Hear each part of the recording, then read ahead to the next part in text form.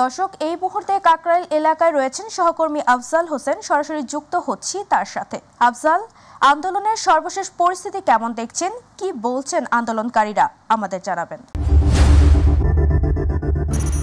তাবাসসুম, আপনি জানেন এখানে গতকাল থেকে আন্দোলন চলছে।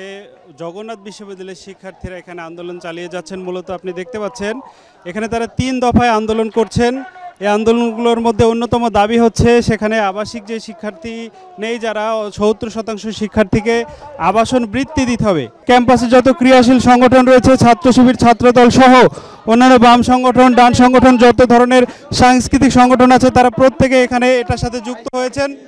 তারা আন্দোলনে সংহতি জানিয়েছেন। এছাড়া শিক্ষক সংগঠনগুলো তাদের আন্দোলনে সংহতি জানিয়েছেন। তাদের একটাই দাবি, তাদের দাবিগুলোর মধ্যে অন্যতম যে দাবিগুলো রয়েছে 3 দফা দাবি। এই 3 দফা দাবি পালন না মেনে নেওয়া পর্যন্ত তারা এই প্রধান উপদেষ্টার বাসভবন যমুনা ছেড়ে যাবে, এমনটি তারা জানিয়েছেন এবং তাদের আন্দোলন চলবে। গত রাতেও তারা এখানে অবস্থান করেছেন।